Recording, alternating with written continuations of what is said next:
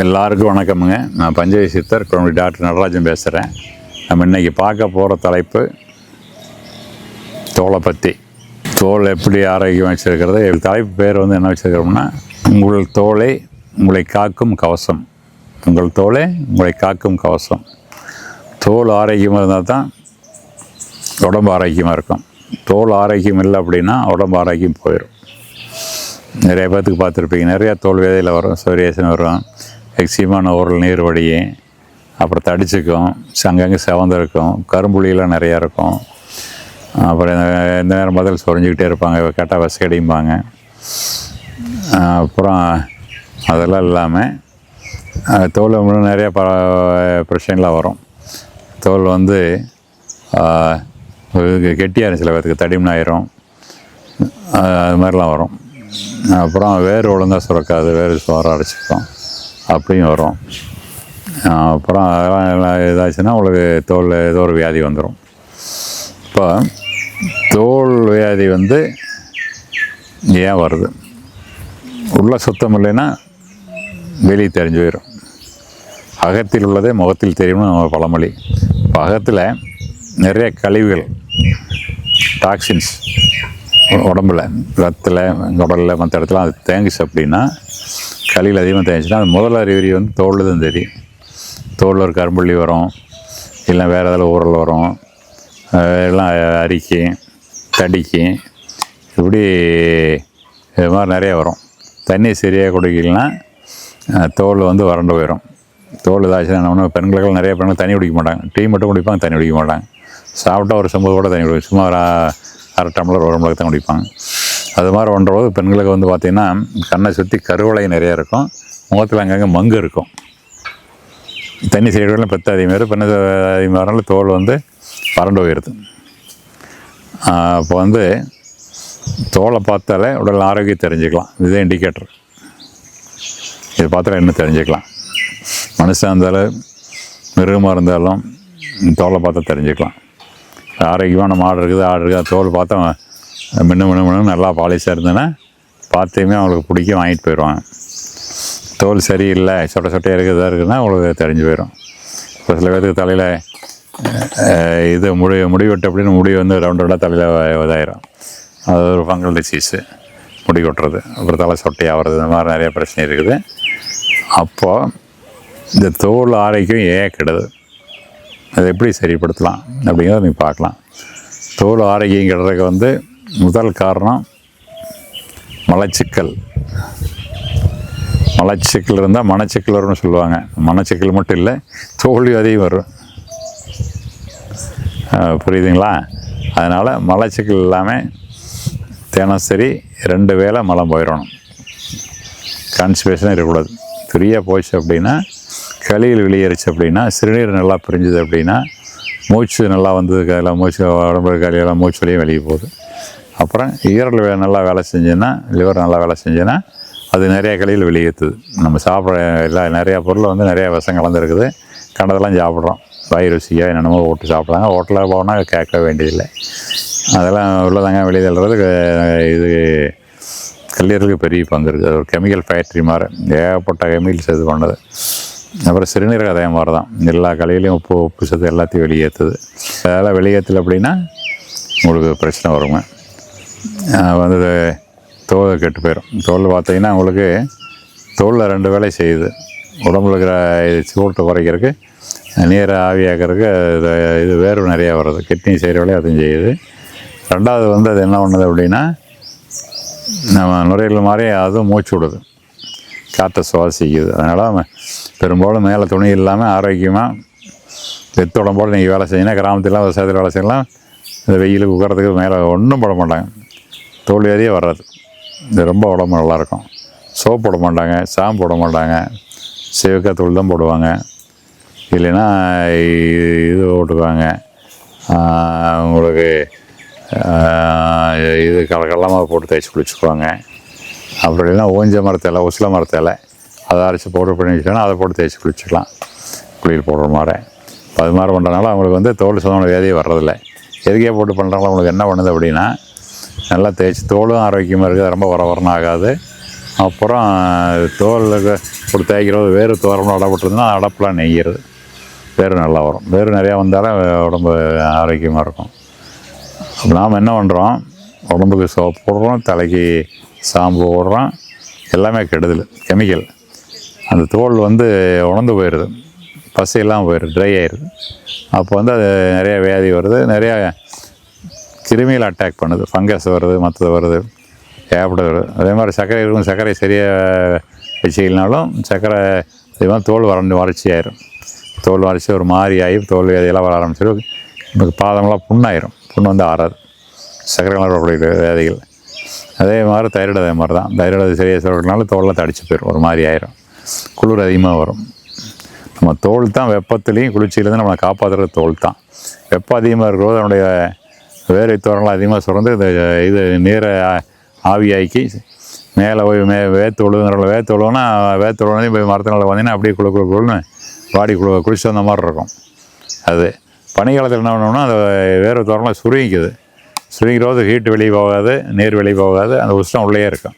உள்ளே இருக்கும்போது உங்களுக்கு குளிர் தெரியாது. தைராய்டில் பார்த்தீங்கன்னா உஷ்ணம் இல்லாதனால குளிர் அதிகமாக குளிரும். அதே வந்து ஹைப்பர் தைராய்டு அதிகமாக சொன்னோன்னா இது வந்து உடம்பு தோல் எல்லாமே கணக்கணக்கான சூடாக இருக்கும், காய்ச்சல் வந்தாப்புல இருக்கும். அதனால் இந்த தோலை வந்து நல்லா வச்சுக்கிறதுக்கு நம்ம சிலர் நிறையா முறைகள் சொல்லியிருக்காங்க, உணவு முறைகள் நிறையா சொல்லியிருக்காங்க. உணவு வந்து முடிஞ்ச வரைக்கும் அசைவு இல்லாமல், அசைவு சாப்பிட்டாலும் குழம்பு வச்சு சாப்பிட்டா பரவாயில்ல. நம்ம வந்து எல்லாம் மசாலா கசாலாம் போட்டு வறுத்து தாளித்து நன்மை பண்ணுறதால கெடுதல் பண்ணுறோம். குழம்பார வச்சுக்கணும். குழம்பார வச்சு சாப்பிட்டா முடிஞ்ச வரைக்கும் ஆட்டுக்கோடு நிறுத்திக்கணும். கோழி, முட்டை, மீன், கருவாடு இதெல்லாமே வாதப்பொருட்கள், வாதத்தை அதிகப்படுத்தும், வாயு. அதனால் ஆட்டுக்கறி தோசை பண்ணிக்கிறாங்க சித்தர்கள். அது மாதிரி அளவாக வச்சுக்கிட்டோம்னா உடம்பு நல்லாயிருக்கும். அப்புறம் உணவில் வந்து நீங்கள் வந்து பச்சையாக தேங்காய், பழங்கள், பச்சை காய்கறிகள் இதெல்லாம் அதிகமாக சேர்த்திட்டு சமையல் ஒரு நேரம் மட்டும் மதியம் மட்டும் அது மாதிரி சமையல் சாப்பாடெலாம் நல்லா இயற்கையான அரிசி, சிறுதானியங்கள், பாலிசுனாத அரிசி அது மாதிரி சாப்பிட்டீங்கன்னா ஆரோக்கியம் நல்லாயிருக்கும். அப்புறம் சில ஐட்டம்லாம் நீங்கள் ஒதுக்கிட்டு வந்தீங்கன்னா, உங்களுக்கு சேராத ஐட்டம்லாம் ஒதுக்கிட்டிங்கன்னா தோல் நல்லாயிருக்கும். இது ஒன்று.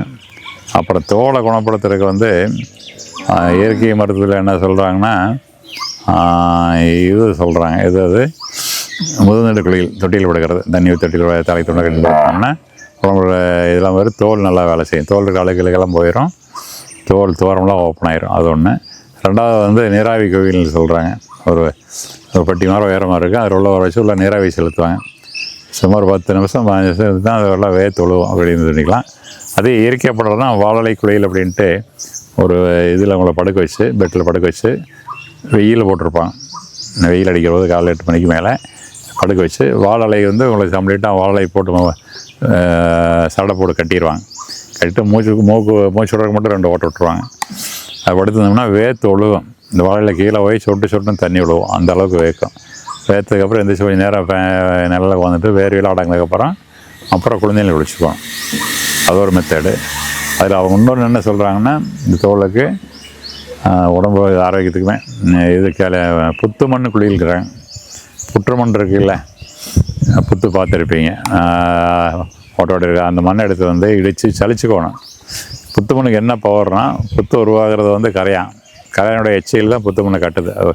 எச்சைங்கிறது வந்து ஃபெவிகால் மாதிரி பசை அந்த கட்டுமானத்தை வந்து நிறுத்தி வைக்கிது. அந்த காலத்துலலாம் உங்களுக்கு வீடெல்லாம் கட்டினாங்கன்னா அது இதில் காரையில் வந்து கடுக்காயெல்லாம் கலப்பாங்க, வேறு இதெல்லாம் கலப்பாங்க, கெட்டியாக நல்லா ஒட்டி இருக்கிறதுக்கு. அது நம்ம சிமெண்ட்டு மாதிரி. அப்போ வந்து அந்த கரையாம்பூத்து வந்து அந்த எச்சை இருந்தனால மேலே உழப்பு இருக்கும், மழை வெஞ்சால் கரையாது. கரையாம்பூத்துலேயும் வந்து எவ்வளோ மழை வெஞ்சாலும் கரையாது.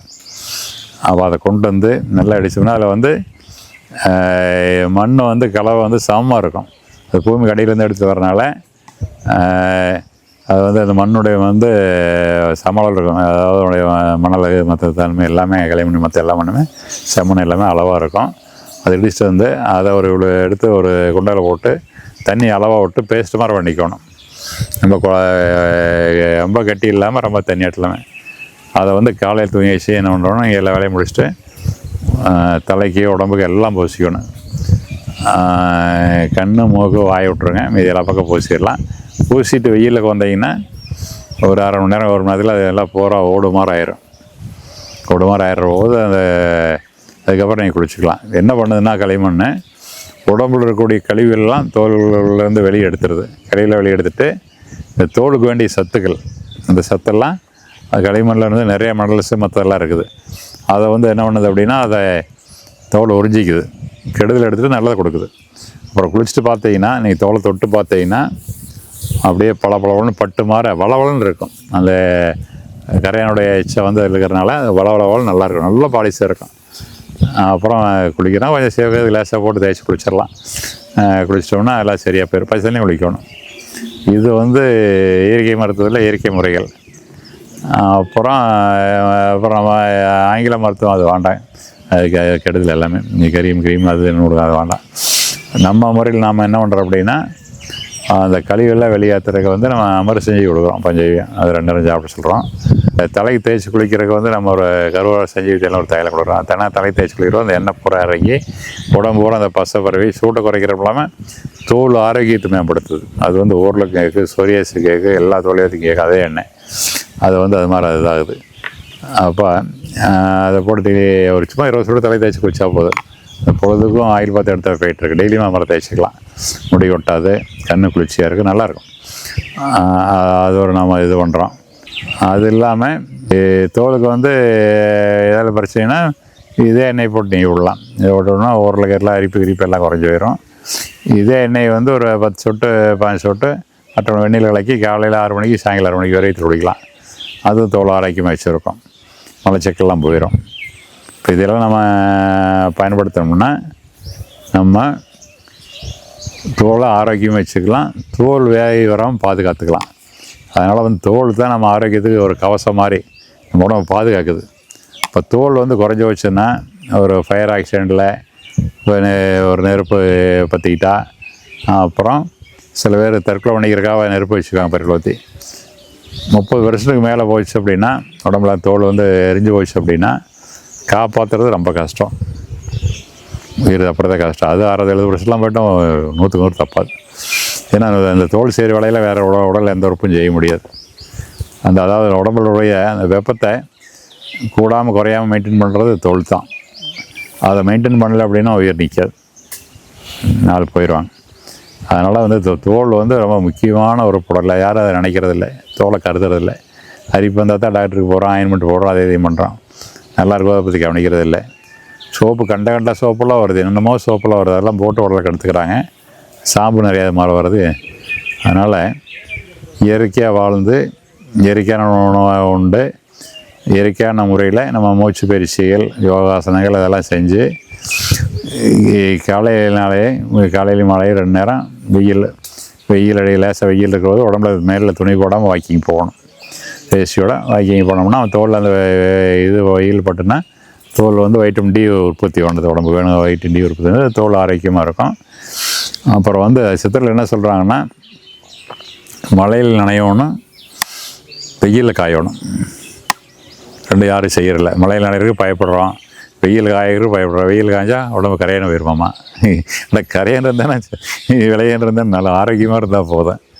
அதனால் அதெல்லாம் பார்க்காம அப்புறம் தோலுக்கு நல்லா நல்லா நல்லா ஆரோக்கியமாக காற்றடிக்கிறது வந்தீங்கன்னா மேல் துணி இல்லாமல் தோல் நல்லா காற்று சுவாசிக்கு தோல் ஆரோக்கியமாக இருக்கும். உடம்பு சூட்டையும் குறைக்கும், தோலுக்கு வியாதி வராது, நமக்கு வியாதி வராது. அதனால் தோல் தான் நம்ம ஆரோக்கியத்தை காக்கக்கூடிய பெரிய கவசம். இது ஒரு பெரிய பொக்கிஷம். இதை நீங்கள் போற்றி காப்பாற்றினீங்கன்னா அது உங்களை காப்பாற்றும். நன்றி, வணக்கம்.